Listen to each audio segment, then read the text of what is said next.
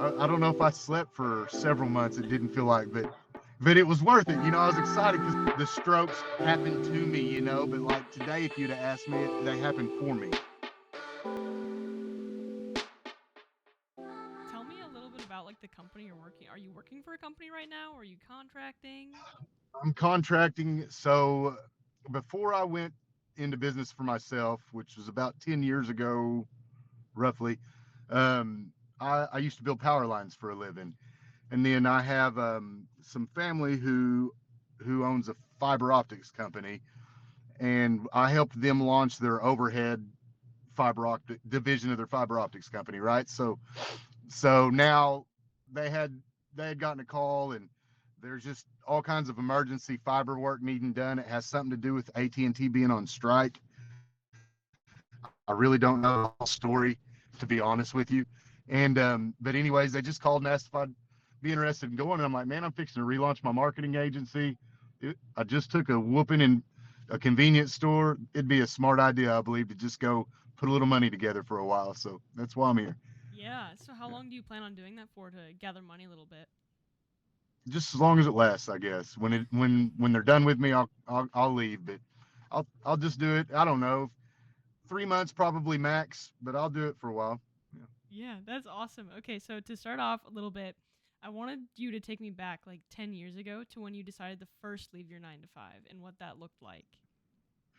Yeah, so I was, climbing poles, building power lines, doing that kind of work. It was dangerous.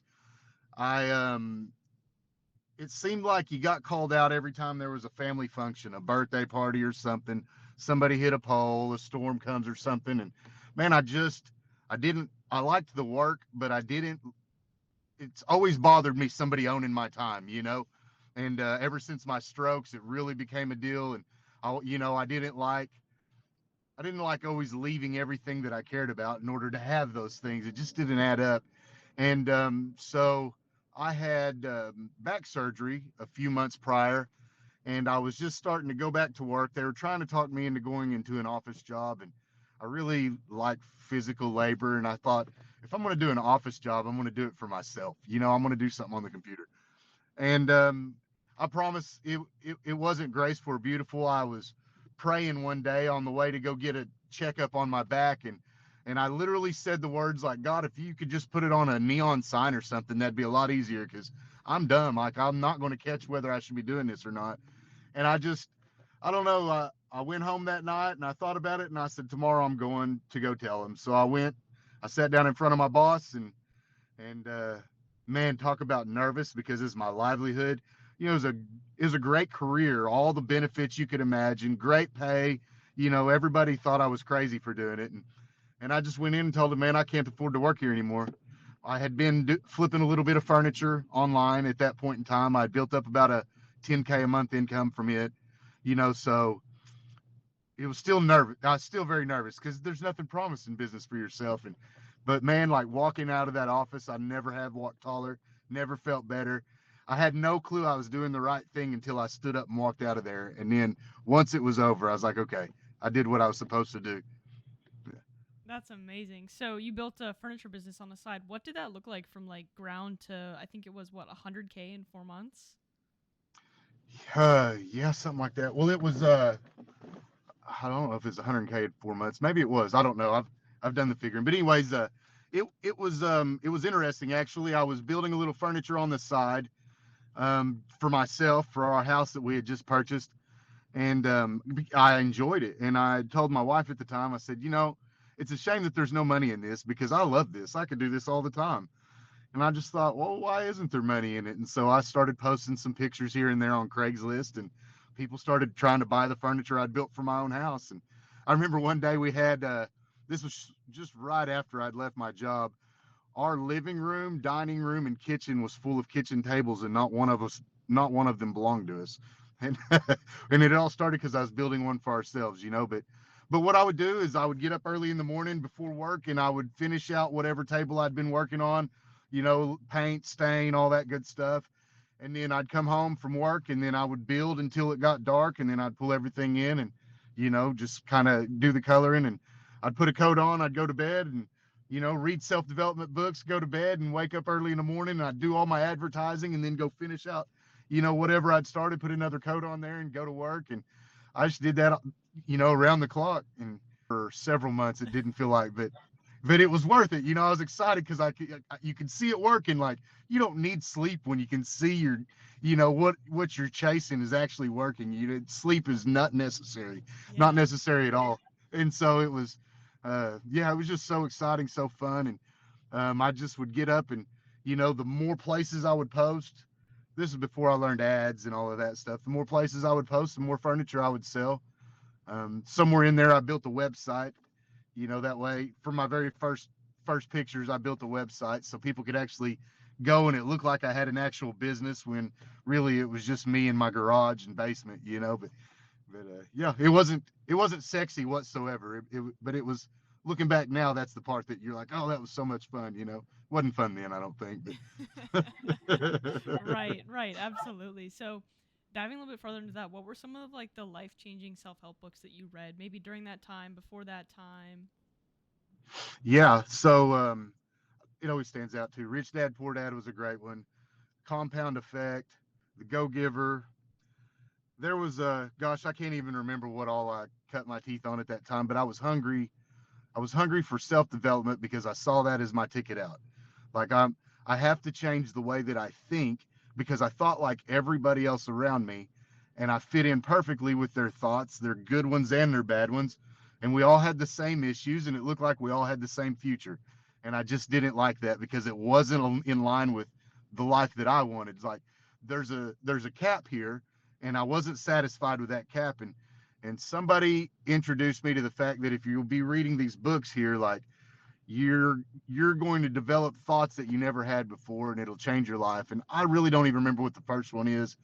I do too. The very first book that I read was a biography of oh gosh, what was his name? Ted Turner. And I thought, that guy made a living, like a huge living, off of billboards. He got big off of billboards before, and then television came along, and then owning the Braves and all of that stuff. And I thought, billboards, wow. And so it kind of sparked an interest in advertising for me. And I just recognized, like, the guy who makes a whole bunch of money on billboards thinks differently than the person who reads the billboards and goes and buys stuff. And I thought, I just need to change the way that I see this world. And that kind of started it. And the right people come along, say the right things, and then the rest is history. So Yeah, absolutely. So, what was like the one big internal change that it took you in order to move up in like all of your business adventures? yeah, it was personal responsibility. Like, life doesn't suck. It was my viewpoint of life, and it wasn't, things weren't out of my control.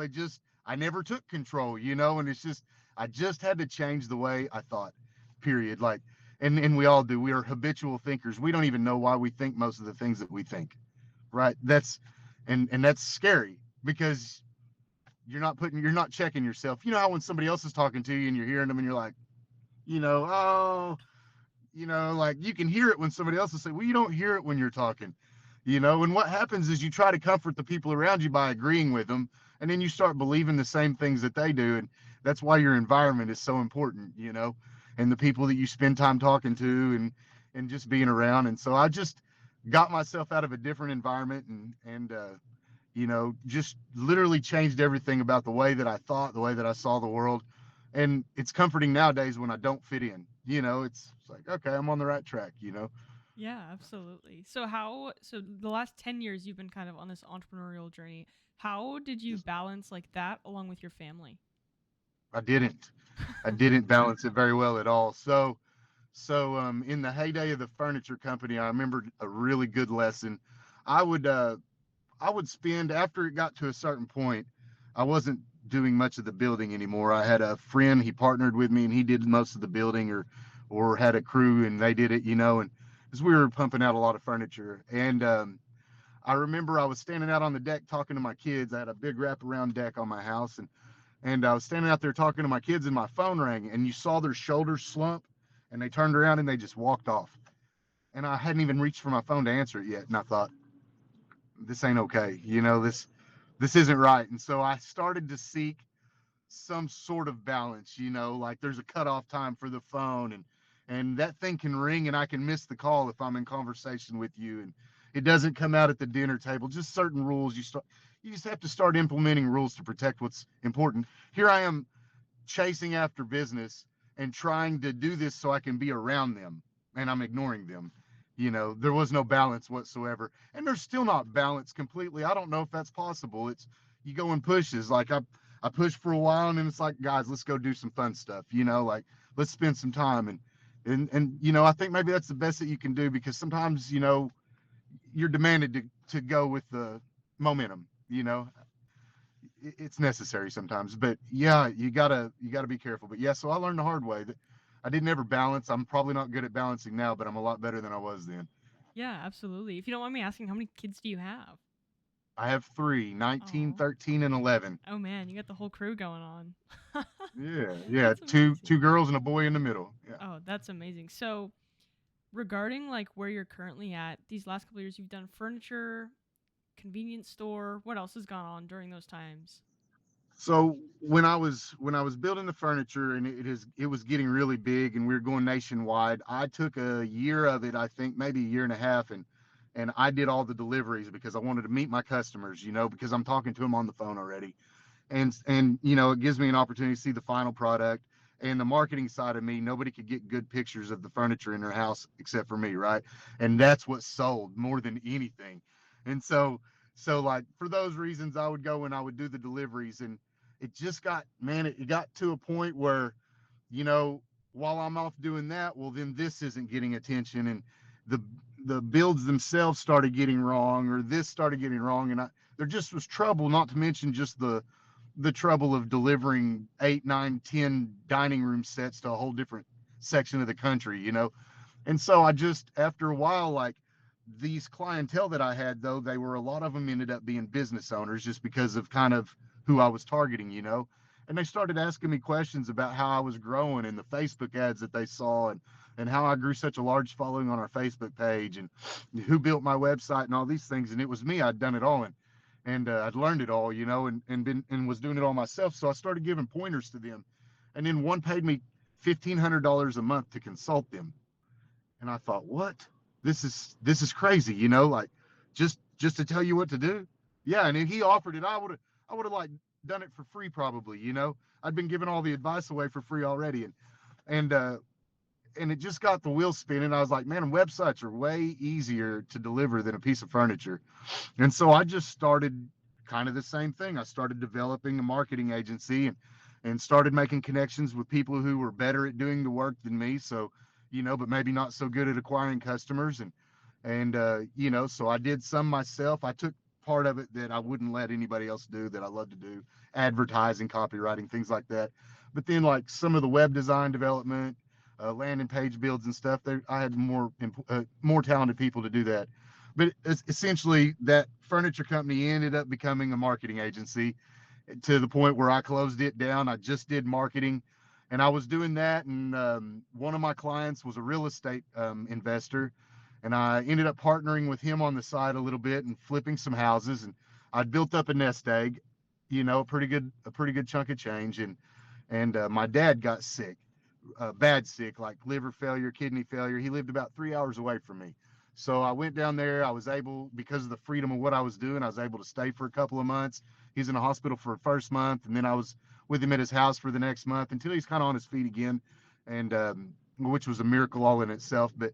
But after after that, like, I spent probably the next 6 or 8 months driving 3 hours one way, 6 hours a day, about 2 or 3 times a week, to go help him out. He had an automatic car wash, needed help with this and that, and all these things. And I thought, this just doesn't make any sense. And I drove past this convenience store on my way there every single time.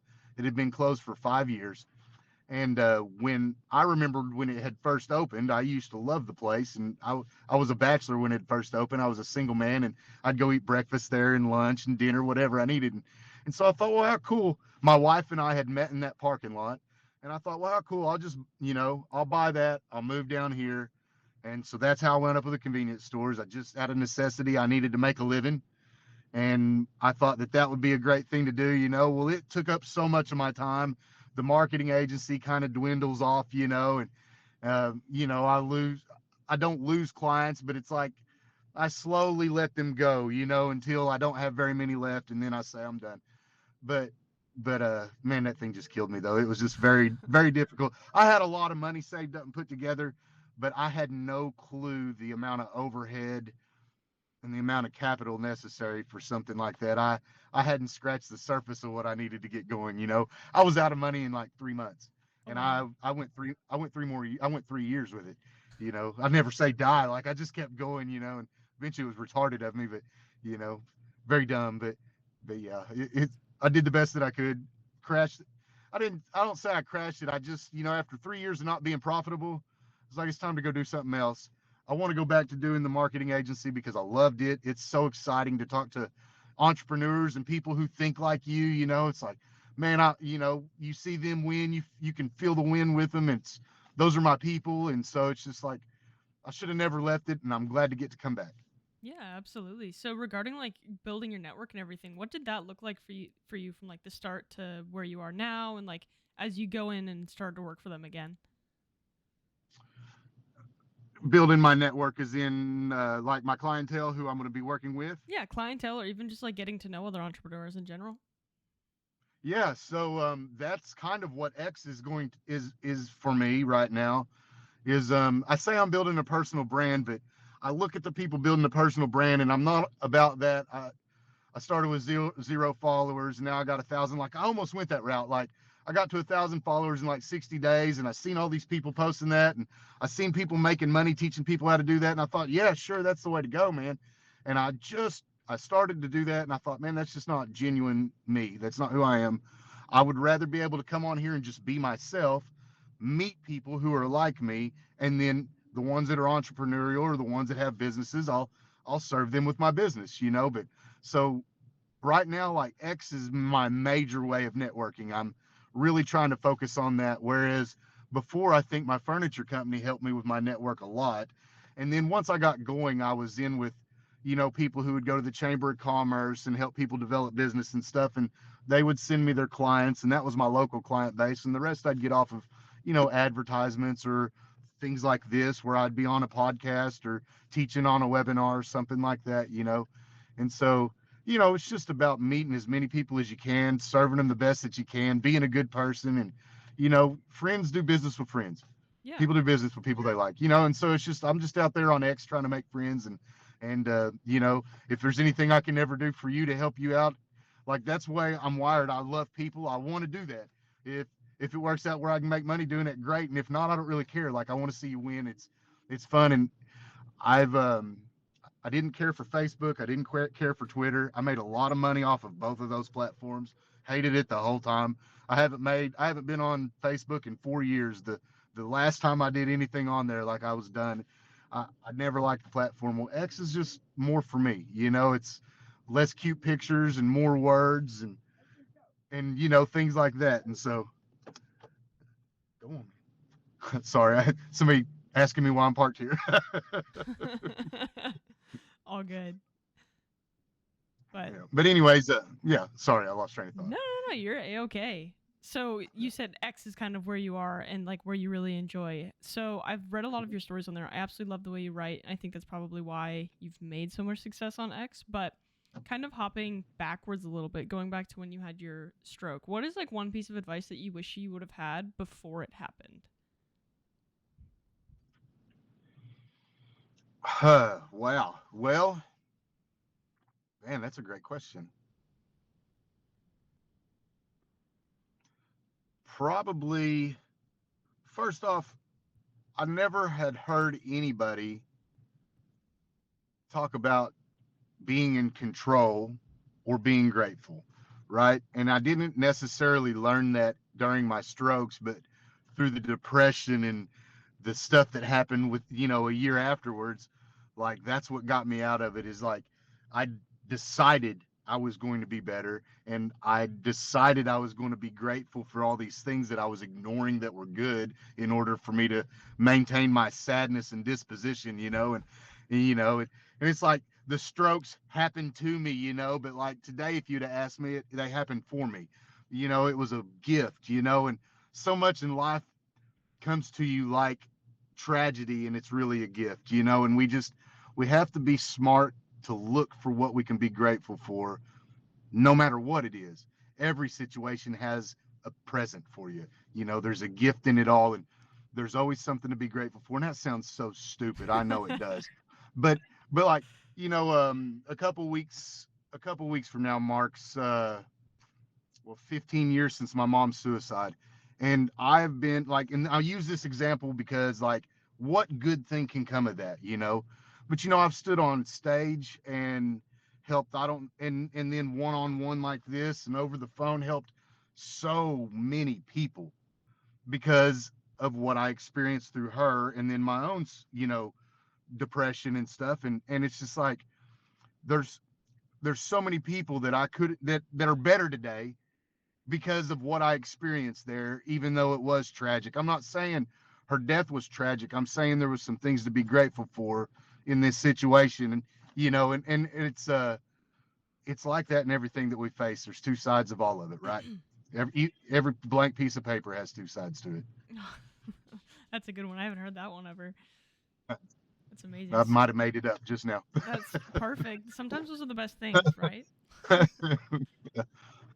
So going back, you've done all these webinars and things like that. What was like the best thing that you learned, like public speaking, hopping on phone calls, and everything like that?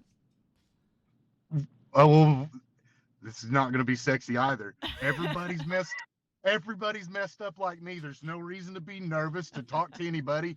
People are sitting down there nervous for you. It's like there's nothing to be nervous about. You and I are wired the same. It's just everybody that's going to listen to this is wired the same. The ones that pass judgment generally aren't the ones doing anything, or the people that you really care about their opinion, because the folks that are doing it, they've been there and they're like, man, like, good for you. You overcome something hard. They're the ones cheering you on, and they're the ones that you want supporting you. So yeah, I just learned maybe to not worry so much about what other people are thinking, and just be natural and just trust. We're all pretty similar. Yeah. Same struggles, same thoughts. Yeah, absolutely. I really love that. And so, hopping a little bit farther into more or less like the business side of things, how did becoming a father develop you not only as like a person but also as like a businessman? Well, the first time I loved somebody more than myself was the birth of my child, right? And so like that changes everything right there, because all of a sudden pleasure isn't very pleasurable. It's there was freedom. I remember always talking about freedom. I want freedom, and freedom to do whatever I want, like a rebel without a cause, and it's like, now freedom is my family being happy, and my kids being well, and not having to worry that I won't have something for them or won't be able to provide something for them, or it's like it's kind of like everything I talk about. It switches your outlook on things. And becoming a father just made me more responsible. It made me less selfish. And I don't know if you've noticed, but being in business, it's not about being selfish.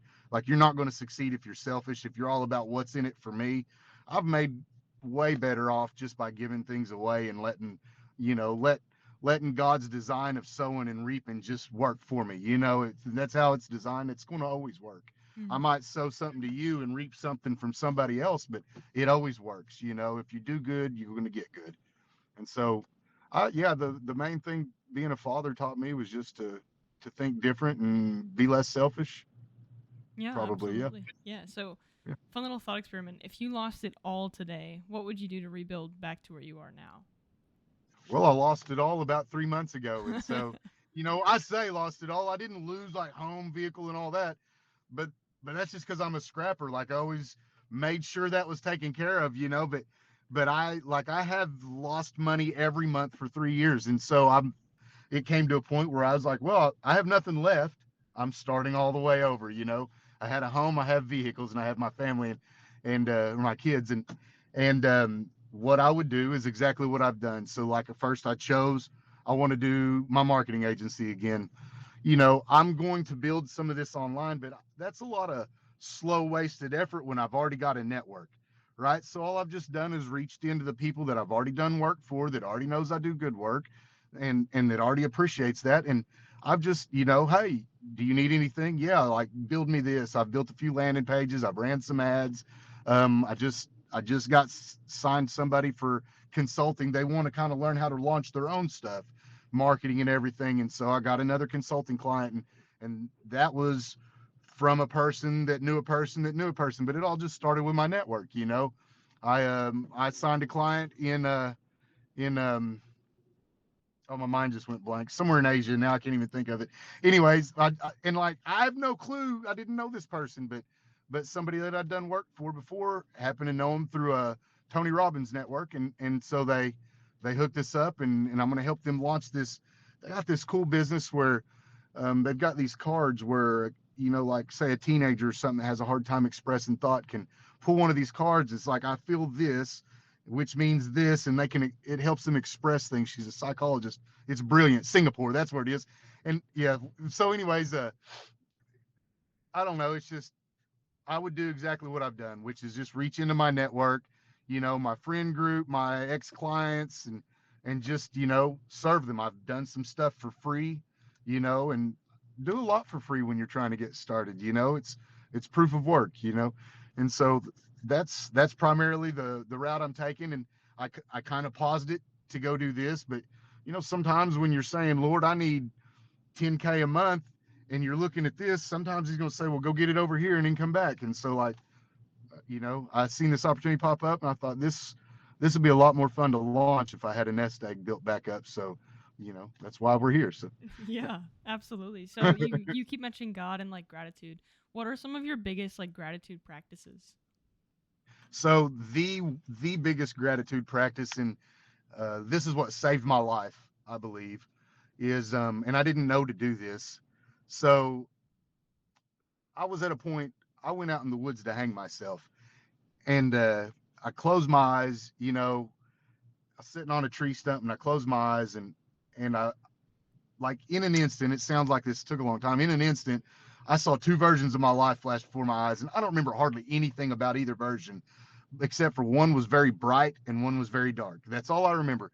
But I got up and I said, man, I'm going to be better. And I went home. I dumped all these meds that they had me on down the toilet and stuff, and just decided I was going to get better. I started drinking a ton of water because I knew it was good for me. I got back in the gym because I knew it was good for me. And I started just writing 3 things down every morning that I was grateful for. And in some book, I had learned the power of words. And so I knew that I needed to write down, today I am grateful for, 3 times, you know. And what I didn't know, what that did for me is it trained my brain to go look for something to be grateful for all day long, because I wasn't going to write the same thing down every day. I told myself I couldn't do that. And so it's like, all day long I'm looking around for what can I be grateful for, because I got to have something to write down tomorrow. And man, it worked a miracle in me. It's so ignorantly simple, but by far the strongest thing that I did for myself.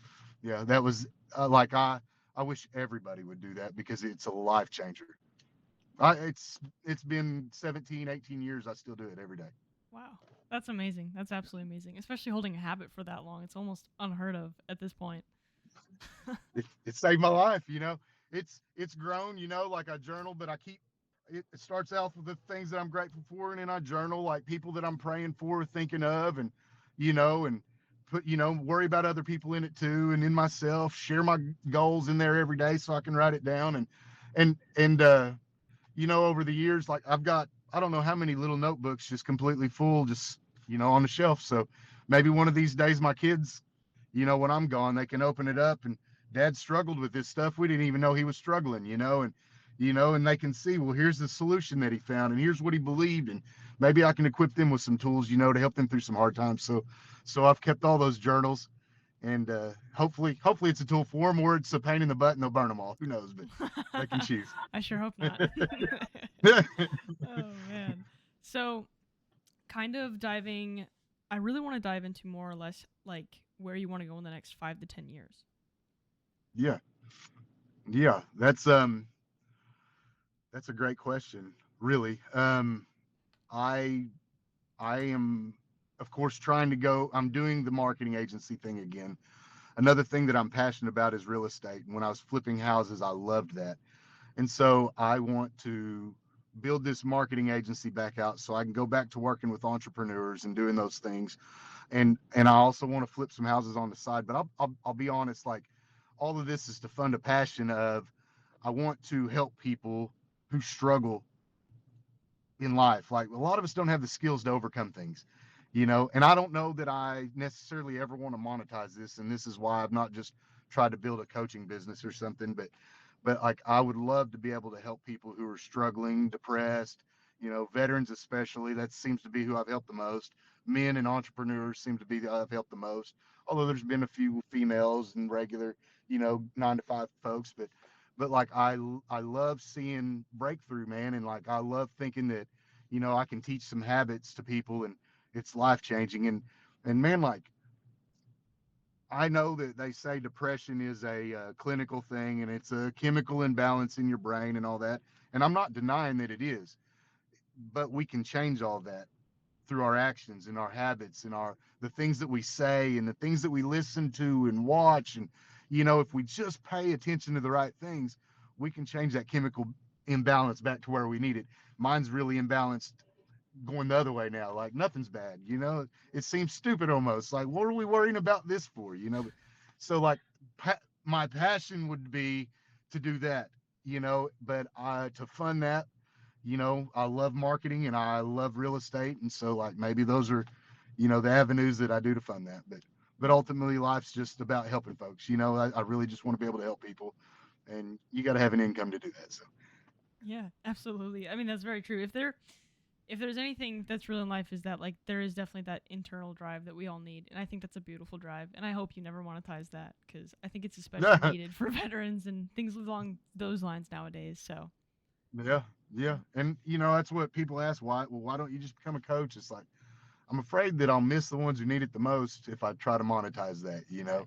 or what happens is when you start getting paid for something, you lose that luster, that thing that drove you, and so yeah, it may not be able to help on this scale as great a scale as if I was charging for it, but I don't really care about that, if I can just help one, that's fine. So Yeah, absolutely. So, kind of as we wrap up, I know we still have about 15 minutes, but if there was one question I would have asked you during this like podcast, what would it have been and how would you have answered it?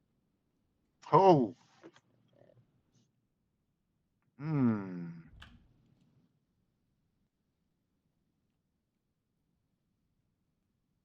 that's funny. I had no expectations, so yeah. um Yeah, I really don't know. I found a way to weave it in there anyways. Like I always want people to ask about that story of my overcoming depression and overcoming strokes. And what I would have said is exactly what I've already said. I learned how to weave that story in there. The reason I think it's important is because I think people need to see, like, okay, you can come from that and you can have this kind of attitude. And, like, I don't know if like I got my butt kicked a few months ago, like and quit a business, and that it didn't bother me emotionally whatsoever. It's like that's a superpower in my opinion. Like it didn't depress me. Like don't get me wrong, I wasn't high fiving myself. Yeah, man, I quit that thing.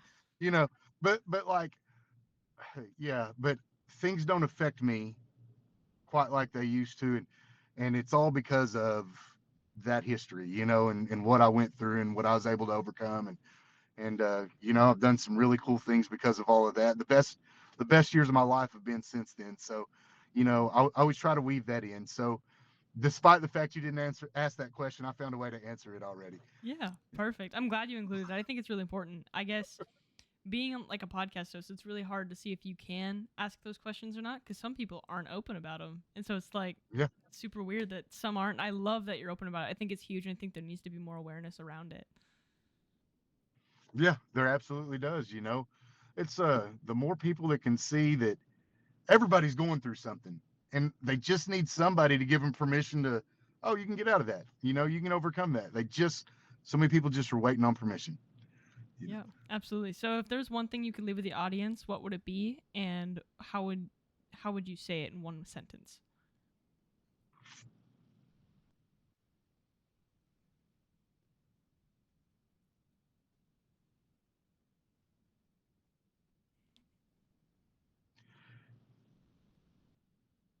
Hmm. It's always I would my favorite say, seeing people think about things. yeah, It's golly. awesome. Yeah. These are the things you should be asked. You should have sent those to me about 2 weeks ago. No, I'm just playing. uh, um, I would, along the same lines, life is challenges and possibilities, and so like, in order to make the most of these possibilities, we have to be able to navigate our challenges, and it's okay to have these challenges. It's absolutely fine to be sad, to be upset, to be, heartbroken, to have hard times. It's okay to lose everything. It's okay. All of that's okay. What's not okay is giving up. Just stand up, put your foot forward. It's going to seem very difficult, but every step gets easier, and life is so extremely good. Like, amazingly good. Take it from me, the best years of my life has been after the worst, right? So, like, it's just keep going, and it's worth it. yeah, that's perfect. Awesome. Thank you so much, Cory. I appreciate you, Brynn.